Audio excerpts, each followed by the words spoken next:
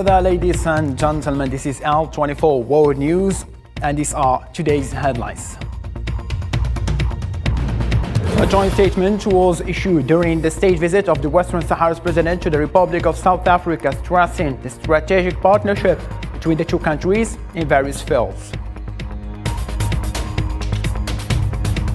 Chadian security forces opened fire on anti-government demonstrators in the country's two largest cities, killing dozens of people.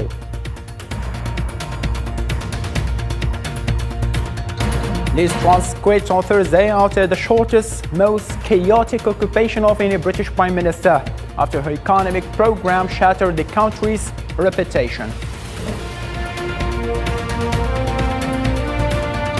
European Union leaders opened a two-day summit Thursday, divided on whether and how the bloc could impose a gas price cap to contain the energy crisis.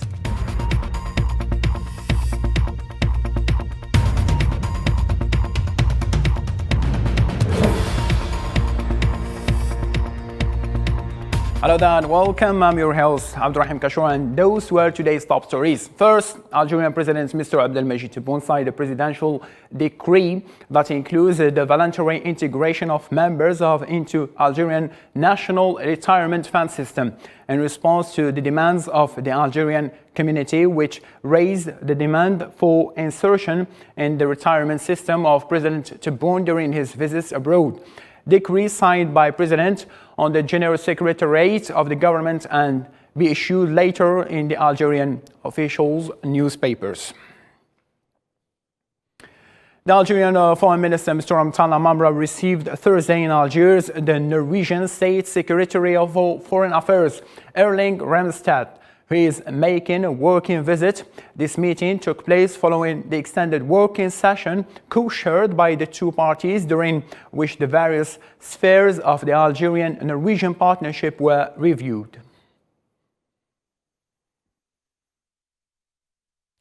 A joint statement was issued during the state visit that leads the President of the Republic, the Secretary General of the Polisario Front, Mr. Brahim Ghali, to the Republic of South Africa, stressing the strategic partnership between the two countries in various fields.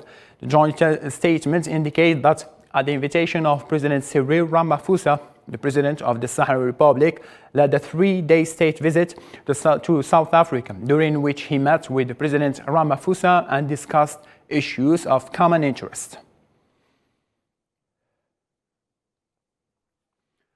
There were emotional scenes in Ramallah on Thursday as relatives and friends buried a 16-year-old Palestinian who died after being wounded in clashes with Zionist troops late last month.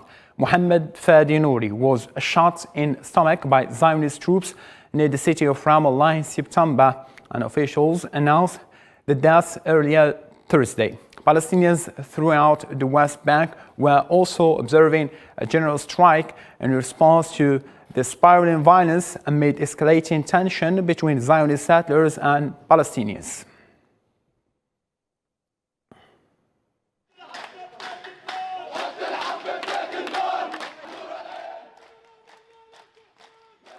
Palestinian shops and businesses in East Al-Quds shut down on Wednesday to protest Zionist police raids in the area that they have prompted fierce clashes between police and Palestinian protesters. The heavy police presence has sparked intense clashes with local youth. In response, a general strike was called to protest the crackdown. Schools and shops closed across East Al-Quds, including All City, whose colorful stores catering to tourists and locals alike are usually abused with activity. This is the main commercial street of East Jerusalem. Today there's a strike in support of Shafat refugee camp. Shafat refugee camp has been closed by the Israeli army for the last 3 days. And today, actually, the people of it's a practice of collective punishment that has been put up on the people of Shafat refugee camp and the neighboring and the surrounding neighborhoods. And today, as an act of standing together, we decided to go for a strike, and this is why all shopkeepers here in Salah ad-Din and in all other neighborhoods in East Jerusalem have participated in this strike. We tell our brothers in Shufat camp and Anata, we as citizens of Al-Qudus are standing with you in spirit and money, because what happened in Shufat camp tomorrow will happen to me in Salah ad-Din street from this brutal occupation. Still in Asia or the Middle East, Lebanon's parliament failed Thursday for a third time to elect a successor to President Michel Aoun, stoking fears of political vacuum after his mandate expires at the end of this month. Parliament Speaker Nabih Berri called for another vote on Monday in the hope of overcoming long-running discord between political factions in crisis-hit Lebanon, already governed by caretaker cabinets. And for this matter, I'm joined live via Skype by Mr. Manuel Pouchelet, a geopolitical analyst from Lebanon and who is based now in France. Mr. Manuel, good evening over there. Good evening, sir. Thank you so much for welcoming me. Thank you so much for being with us in this late time. Mr. Pouchelet, why is Lebanon struggling with this formation of a new government? I mean, what is the real obstacles that lead to this political deadlock? I think that today Lebanon is facing an important crisis, and of course, the political leaders are it's a long heritage from the Lebanese history. I'm talking about the political history of Lebanon, of course. But according to what I know, also, it's impossible to take risk of a power vacuum, and it's very important to underline this tonight for the viewers, because the Lebanese leaders must live up to their political and constitutional responsibilities. But it's important to underline this point tonight, of course. And Lebanon can also no longer to take risk of a power vacuum. Lebanese MPs failed again, and it's a big problem. I think the priority today for Lebanon is also putting the country on the people first. Quite understood. Mr. Pouchelet, what do you think will happen if the 31st of October is finally here without president? Almost 9 days left for now. Yes, I know. It will be a real problem for Lebanon because, Lebanon is asked to answer to some partnership. I'm talking about IMF and, of course, the new project concerning gas drilling in the Mediterranean Sea. And if we don't have a president, everything will be blocked and the state won't work. The big risk also for the Lebanese population is that the struggle with economical problem will follow on. And it's impossible. Today, the situation in Lebanon is unbearable, and it's difficult for the Lebanese population to cope with this, Obviously, it's important to work for the stability of the country. This is the main challenge. And after October the 31st, if we don't have any president in Lebanon, it will be a real nightmare for the population, of course, for the Lebanese area. I'm talking about Israel, Syria, and the footprint of Iran too. Very good indeed. Thank you ever so much, Mr. Pouchelet, for this information. Thank you, sir. Thank you so much. Now for a different topic, at least 170 people were killed and more others injured in fighting in Sudan's Blue Nile state over recent days. The latest outbreak of violence to rock remote conflict-weary regions, despite a peace deal signed in 2020 with some of Sudan's rebel groups in the western Darfur region and the Blue Nile and southern Kordofan. Tribal fighting has steadily increased. Deadly clashes between police and demonstrators protesting at the military's grip on power erupted in Chad on Thursday, claiming at least 60 lives, including members of security forces. The deaths mainly occurred in the capital N'Djamena and the cities of Mondo and Komra. The United States condemned the violence between security forces and demonstrators, while the UN says it is concerned by the use of violence between the police and demonstrators. I tell you that we are concerned about the violence in the context of the demonstrations that we've seen in Chad today. Those demonstrations have reportedly led to the loss of life and injuries. We call on the authorities to ensure that the security, safety, and human rights of all Chadians, including the right of freedom of expression, peaceful assembly, and association, are respected. We also call on all parties to refrain from violence or excessive use of force and to remain committed to the spirit of dialogue in the interest of peace and stability in the country. Still in Africa, a statement addressed by the Ethiopian Prime Minister's National Security Advisor, Radwan Hussein, the African Union has scheduled peace talks to resolve Ethiopia's Tigray conflict for October 24th. Diplomats have urged the parties to agree to immediate ceasefire. An immediate ceasefire, UN Secretary General Antonio Guterres has most recently described the situation in Tigray as spiraling out of control. Radwan Hussein tweeted that the peace talks are due to be held in South Africa. We have reconfirmed our commitment to participate. He said, however, we are dismayed that some and bent on preempting the peace talks, spreading false allegations against the defensive measures.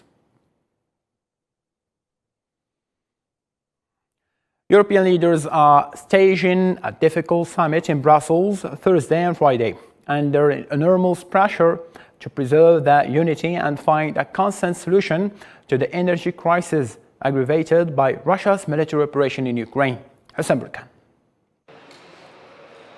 Leaders of the 27 European countries arrived in Brussels for a crucial European summit aimed at bringing energy prices down. The traditional driving duo of the EU, Germany and France, were in opposing camps on policies, with Berlin expressing doubts on holding off plans for the price cap, while most others want to push on. The European Commission, executive arm of the European Union, even suggested the adoption of a maximum price for all gas purchases. However, the idea crashed against the objections of Germany, the largest economy in the group. The head of the German government, Olaf Scholz, pointed out that the eventual adoption of a maximum price for gas involves risks that producers may then sell the gas elsewhere. A price cap by the European Union always carries the risk that producers then sell their gas elsewhere, and that we Europeans end up with less gas instead of more. This is why the EU must coordinate closely with other gas consumers, such as Japan and Korea, so as not to compete with each other.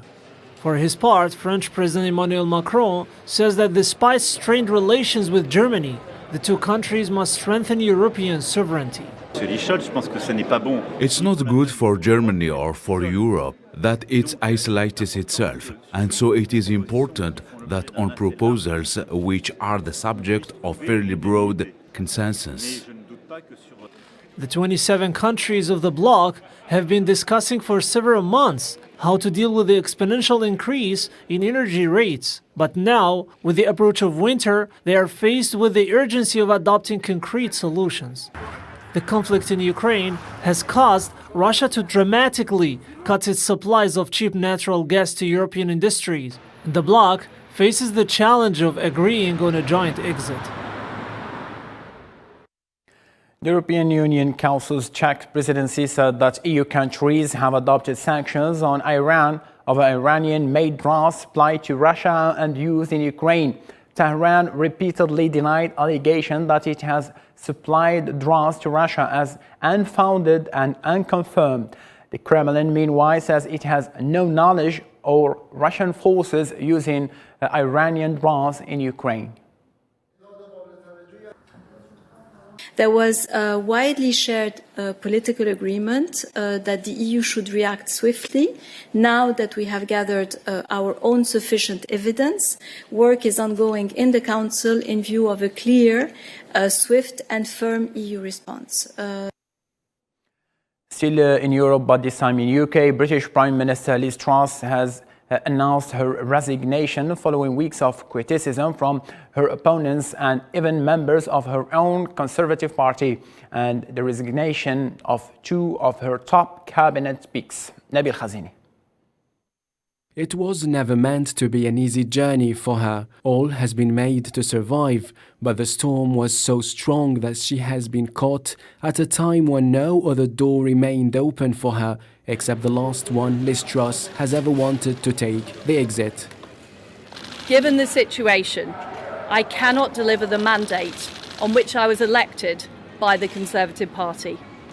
I have therefore spoken to His Majesty the King to notify him that I am resigning as leader of the Conservative Party.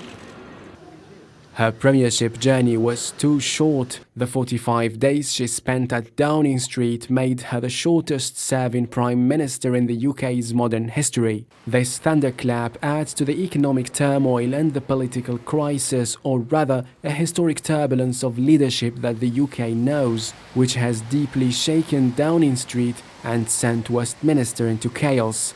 The opposition says it's now high time than ever for a radical change. What a mess. And this is not just a soap opera at the top of the Tory party. It's doing huge damage to our economy and to the reputation of our country. And the public are paying with higher prices, with higher mortgages. So we can't have a revolving door of chaos. We can't have another experiment at the top of the Tory party. There is an alternative, and that's a stable Labour government. And the public are entitled to have their say. And that's why there should be a general election. The question now is who can be the knight in shining armour. Some of the top names under discussion include this man, Boris Johnson, who could take the rare role of once and future Prime Minister. Another option is Rishi Sunak, who has a reputation as a serious politician and who has lost the trust in the last vote. I think that many senior Conservatives who've been in Parliament, both in the Commons or the House of Lords for a long time, probably would like Rishi Sunak. But the process has to involve MPs, possibly even now some role for the party's membership, who, after all, selected Liz Truss. Up to then, what is sure now is that Liz Truss has made an end to the last page of her premiership, but the UK's political and economic turmoil remain. And for more insight about this situation in the United Kingdom, we have contacted earlier Professor Günther Wassenbach, an associate professor in political science at University of the West of England. And he deeply explained whether Liz Truss's resignation was due to the economic plan she made or the political situation in UK in general. Let's hear it. Well, I would say that it was a mixture of the two. First of all, there was an economic decision or a plan to change the economic course of the country and to create growth via low-tax policy. But the reaction to that plan by the financial markets was most likely not as anticipated, and that then led also to some political repercussions where some members of her political parties started to doubt whether she is the right person to bring the country forward. So I think the economic and the political is very much interconnected here. Mr. Günther also explained how the economic crisis would be solved after Truss' resignation and how they will contest to replace Liz Truss this time. Of course not, at least not right away. As the new Chancellor of the Exchequer, Mr. Hunt, I think explained, there are quite some tough times ahead, and as the current economic situations have to be quite a new direction of economic policy with perhaps a new dynamic towards austerity, making significant savings in a number of areas. And as he set out, he wants to try and make savings across government departments. So as it stands, if he stays in that job, the perspective is that they will have to make quite some significant changes in the direction of economic policy, and it will certainly take time. From my understanding, it will work quite similar to the previous one, with the only main difference that they will speed up that process. To a different matter now, the Organization of American States met on Thursday to consider Peru's political situation at a request of President Pedro Castillo, who last week denounced what he called a coup attempt against his government. The U.S. decision to look into the matter at its Permanent Council was published on Wednesday on Washington-based organization's website. La nación atraviesa momentos difíciles. Serious accusations are being repeated, as serious as inconsistent, such as the constitutional complaint against me filed by the Attorney General of the nation at the Congress, an unconstitutional and illegal complaint without grounds and lacking any corroboration and objective evidence. Es así que mi gobierno ha solicitado. That is why my government has requested the OAS, the activation and application of Inter-American Democratic Charter, to initiate a process of consultation with all political forces, the powers of the states and social forces, to find, with the proper actions of the international community, a way to prevent a serious alteration of the democratic order in Peru.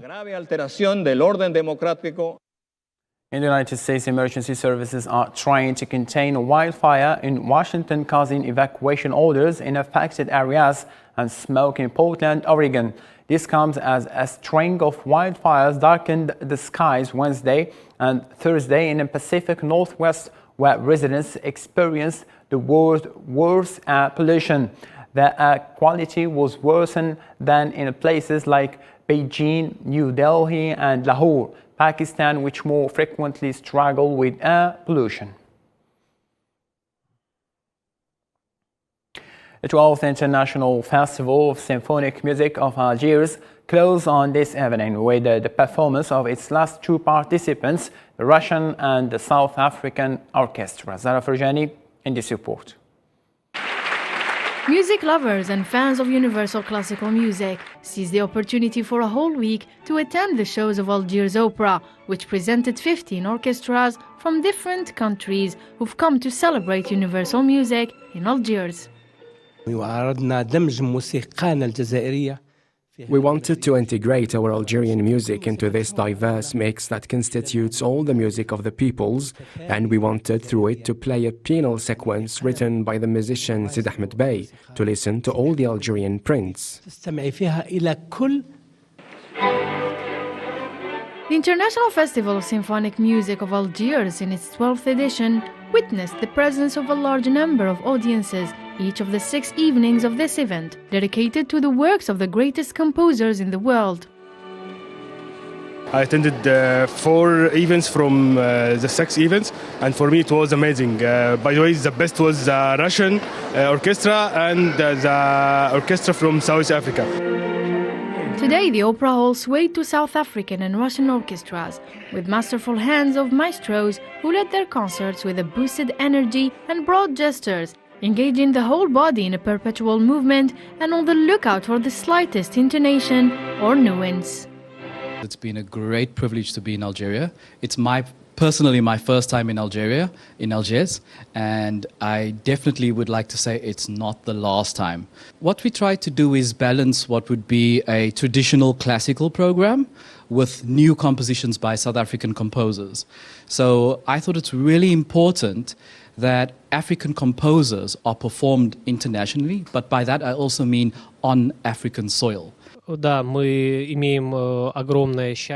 so happy to be here and to participate in this edition of International Cultural Festival of Symphonic Music. Our program was composed of different Russian composers. We are delighted to have this audience here to participate in this closing ceremony of this festival. The 12th musical event hosted by Algeria had Germany as guest of honor, with 13 countries taking part in it, following one another on the stage of Algiers Opera. Indeed, the closing ceremony was much of a delight to today's audience here in Algiers Opera Boualem Bessaïh. The 12th International Cultural Festival of Symphonic Music was truly beautiful and rich of cultural diversity along these 6 days, with various performances and shows and masterpieces of famous musicians from all around the world. This was Zahra Farjani reporting for All 24 News. And to this end, ladies and gentlemen, thank you so much for being with us. For more updates, you can follow our social media platform. And for now, good night.